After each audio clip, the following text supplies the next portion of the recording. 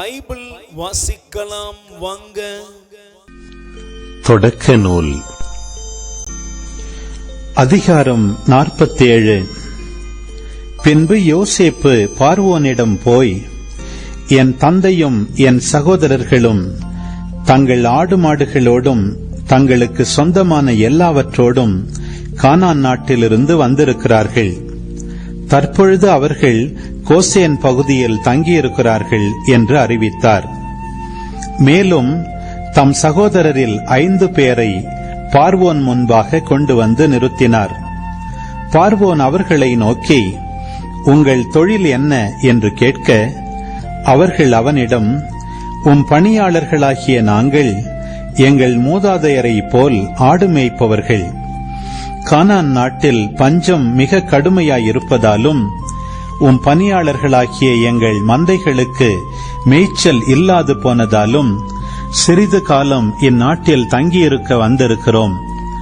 உம் பணியாளர்களாகிய நாங்கள் கோசேன் பகுதியில் தற்போதைக்கு குடியிருக்க இசைவு தருமாறு வேண்டுகிறோம் என்றனர்.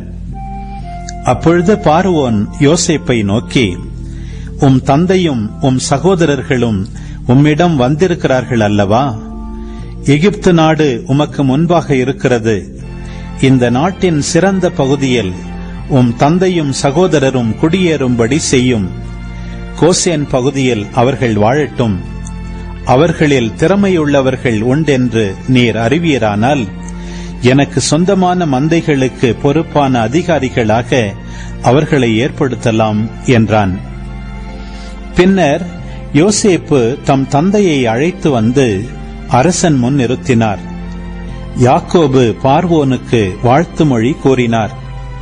பார்வோன் யாக்கோபை நோக்கி, உமது வயதென்ன என்று வினவினான்.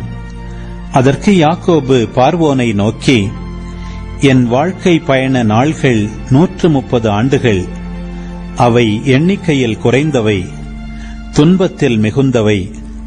ஆனால் அவை என் மூதாதையரின் நாள்களுக்கு குறைந்தவையே என்றார். யாக்கோபு பார்வோனுக்கு வாழ்த்து மொழி கூறிய பின் அவனிடம் விடை பெற்று சென்றார். பார்வோன் கட்டளையிட்டிருந்தபடி யோசேப்பு தம் தந்தைக்கும் சகோதரர்களுக்கும் எகிப்து நாட்டின் மிகவும் வளமான ராம்சேசு நிலப்பகுதியை உரிமையாக கொடுத்து அங்கு அவர்களை குடியேற்றினார். மேலும் யோசேப்பு தம் தந்தை, தம் சகோதரர், தம் தந்தையின் குடும்பத்தார் அனைவருக்கும் அவரவர் பிள்ளைகளின் எண்ணிக்கைக்கேற்ப உணவளித்து அவர்களை பேணி காத்து வந்தார். பஞ்சம் மிக கடுமையாயிருந்தது. உலகெங்கும் உணவு கிடைக்கவில்லை. குறிப்பாக எகிப்து நாடும் கானான் நாடும் பஞ்சத்தால் வாடின. எகிப்தியருக்கும் கானானியருக்கும் தானியம் விற்றதால் கிடைத்த பணத்தை எல்லாம் ஒன்று சேர்த்து யோசேப்பு பார்வோனின் அரண்மனைக்கு கொண்டு வந்தார். எகிப்து கானான் நாடுகளில் பணம் தீர்ந்து போன போது எகிப்தியர் எல்லாரும் யோசேப்பிடம் வந்து, எங்களுக்கு உணவு தாரும், பணம் இல்லை என்பதால் உம்முன் நாங்கள் ஏன் சாக வேண்டும் என்றனர். அதற்கு அவர், உங்களிடம் பணம் இல்லையெனில் உங்கள் மந்தைகளை கொண்டு வாருங்கள், அவற்றுக்கு பதிலாக உங்களுக்கு தானியம் தருவேன் என்றார். எனவே அவர்கள் போய் மந்தைகளை கொண்டு வந்தபோது யோசேப்பு குதிரைகளையும் ஆட்டு மந்தைகளையும் மாட்டு மந்தைகளையும் கழுதைகளையும் வாங்கிக் கொண்டு அவற்றுக்கு பதிலாக அவர்களுக்கு உணவுப் பொருள்கள் கொடுத்தார். இப்படி கால்நடைகளை எல்லாம் ஈடாக பெற்று அவர்களை அந்த ஆண்டு காப்பாற்றினார். அந்த ஆண்டு முடிந்த பின் அடுத்த ஆண்டில் அவர்கள் மீண்டும் வந்து அவரை நோக்கி, எம் தலைவரிடம் மறைப்பதற்கு ஒன்றுமில்லை. பணம் தீர்ந்து போயிற்று. கால்நடைகளும் எம் தலைவருக்கு சொந்தமாகிவிட்டன.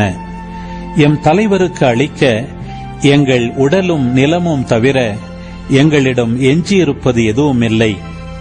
உம் கண்முன் நாங்களும் எங்கள் நிலமும் ஏன் அழிய வேண்டும்? எங்களையும் எங்கள் நிலத்தையும் உணவுப் பொருளுக்கு ஈடாக எடுத்துக்கொள்ளும். நாங்களும் எங்கள் நிலங்களும் பார்வோனுக்கு உடைமைகளாயிருப்போம். நாங்கள் சாகாமல் உயிரோடு இருக்கவும் நிலம் பாழடையாமல் இருக்கவும் எங்களுக்கு தானியம் தாரும் என்றனர். அவ்வாறே யோசேப்பு எகிப்திய நிலம் முழுவதையும் பார்வோனுக்கென்று வாங்கிக் கொண்டார்.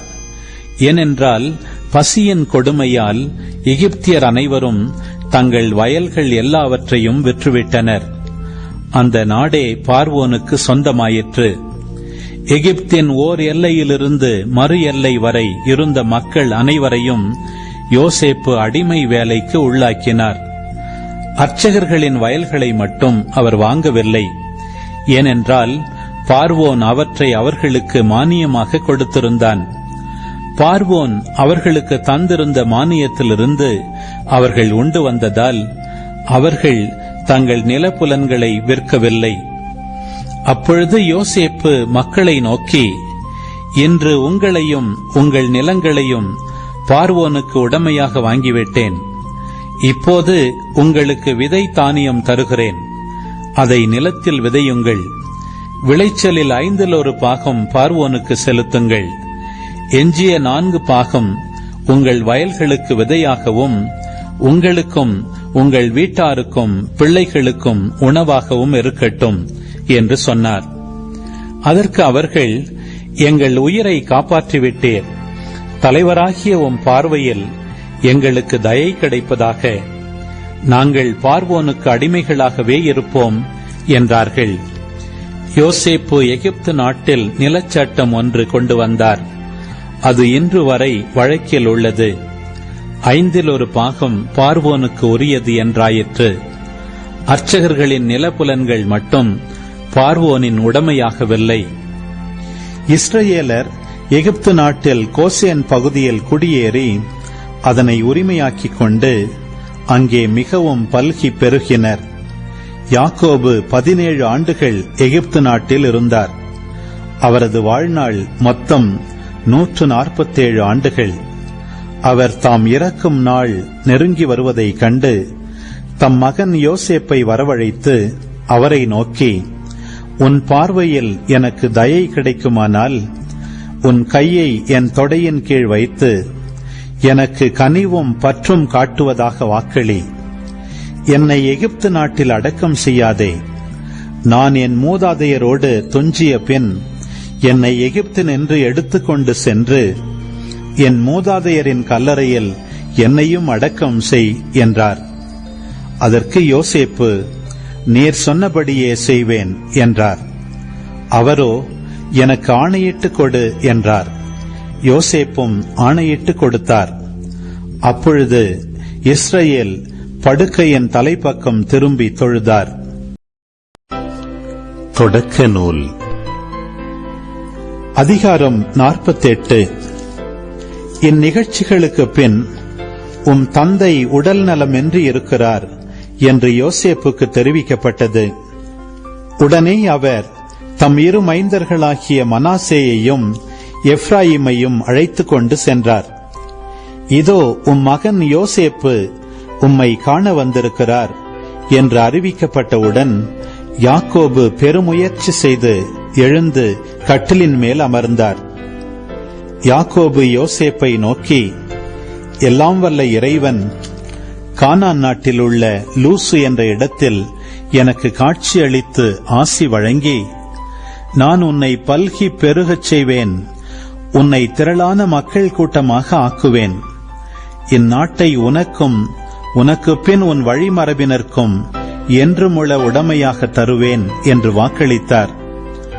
ஆகையால் நான் எகிப்திற்கு வந்து உன்னிடம் சேர்வதற்கு முன்பே உனக்கு என் நாட்டில் பிறந்த 2 மைந்தரும் என் புதல்வர்களாயிருப்பார்கள்.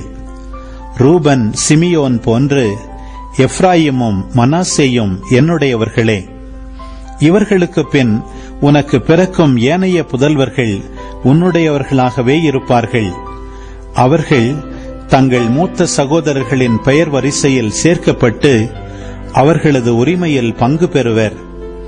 ஏனெனில் நான் பதானை விட்டு வரும்பொழுது வழியில் ராக்கேல் கானான் நாட்டில் இறந்து என்னை துயரத்தில் ஆழ்த்தினாள். அப்பொழுது நான் எப்ராத்துக்கு அருகில் இருந்தேன். எப்ராத்துக்கு, அதாவது பெத்லெகேமுக்கு போகும் வழியில் அவளை அடக்கம் செய்தேன் என்றார். பின் அவர் யோசேப்பின் புதல்வர்களை கண்டு, இவர்கள் யார் என்று கேட்டார். யோசேப்பு தம் தந்தையிடம், இந்நாட்டில் கடவுள் எனக்கு தந்தருளின மைந்தர்கள் இவர்கள்தாம் என்று சொல்ல, அவர், அவர்களை என் அருகில் கொண்டு வா, நான் அவர்களுக்கு ஆசி வழங்குகிறேன் என்றார். ஏனெனில் வயது முதிர்ச்சியினால் இஸ்ரவேலின் பார்வை மங்கி போக அவர் எதையும் காண முடியாதவராயிருந்தார். யோசேப்பு அவர்களை அவர் அருகில் கொண்டு வந்தவுடன் அவர் அவர்களை முத்தமிட்டு அரவணைத்துக் கொண்டார். பின்னர் இஸ்ரவேல் யோசேப்பை நோக்கி, உன் முகத்தை நான் காண மாட்டேன் என்றே நினைத்தேன். ஆனால் உன் வழிமரபையும் கூட நான் காணும்படி கடவுள் அருள் செய்தார் என்றார். பின்னர் யோசேப்பு அவர் மடியிலிருந்த தம் பிள்ளைகளை இறக்கிவிட்டு தரையில் முகம் குப்புற விழுந்து வணங்கினார்.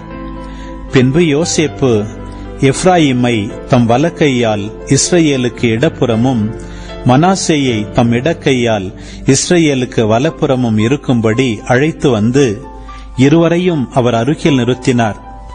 ஆனால் இஸ்ரவேல் தம் கைகளை குறுக்காக நீட்டி வலக்கையை இளையவன் எப்ராயிமின் தலைமீதும் இடக்கையை தலைமகன் மனாசேயின் தலைமீதும் மாற்றி வைத்தார். அவர் யோசேப்புக்கு ஆசி வழங்கி கூறியது, என் தந்தையரான ஆபிரகாமும் ஈசாக்கும் எந்த கடவுள் திருமுன் நடந்து வந்தனரோ அந்த கடவுளே இன்று வரை என் வாழ்நாள் முழுவதும் எனக்கு ஆயராக விளங்கி வருகிறார். அந்த கடவுள் என்னை எல்லா தீமையினின்றும் மீட்ட தூதர். இச்சிறுவர்களுக்கு ஆசி வழங்குவாராக. மேலும் என் பெயரும் என் தந்தையரான ஆபிரகாம் ஈசாக்கின் பெயர்களும் இவர்கள் மூலம் நிலை நிற்பனவாக. மண்ணுலகில் இவர்கள் பெருந்திரளாக பல்குவார்களாக. தம் தந்தை வலக்கையை எப்ராயிம் தலைமேல் வைத்திருந்தது யோசேப்புக்கு பிடிக்கவில்லை. எனவே அவர் எப்ராயிம் தலைமேலிருந்த தம் தந்தையின் கையை மனாசேயின் தலைமேல் வைக்கும்படி எடுக்க முயன்றார். யோசேப்பு தம் தந்தையை நோக்கி, தந்தையே, இது சரியன்று. இவன்தான் தலைமகன். இவன் தலையின் மேல் உமது வலக்கையை வையும் என்றார். ஆனால் அவர் தந்தை மறுத்து, தெரியும் மகனே, எனக்கு தெரியும். இவனும் ஒரு மக்களினமாக பல்கி பெருகுவான். ஆனால் இவன் தம்பி இவனிலும் பெரியவன் ஆவான். அவன் வழிமரபினர் மக்களினங்களாக பெருகுவர் என்று கூறினார். மேலும் அவர் அன்று அவர்களுக்கு ஆசி வழங்கி கூறியது, எப்ராயிம் மனாசேயைப் போல் உன்னையும் கடவுள் வளரச் செய்வாராக என்று உங்கள் பெயரால் இஸ்ரவேல் ஆசி வழங்கும். இவ்வாறு அவர் எப்ராயிமை மனாசேக்கு முன் வைத்தார். பின்பு இஸ்ரவேல் யோசேப்பை நோக்கி, இதோ நான் சாகப் போகிறேன். கடவுள் உங்களோடு இருப்பார். உங்கள் மூதாதையரின் நாட்டிற்கு உங்களை அவர் திரும்பவும் நடத்திச் செல்வார். நான் என் வாளாலும் வில்லாலும் எமோரியரிடமிருந்து கைப்பற்றிய செக்கேம் பகுதியை உன் சகோதரரை விட உயர்ந்தவன் என்ற முறையில் உனக்கே தருகிறேன் என்றார்.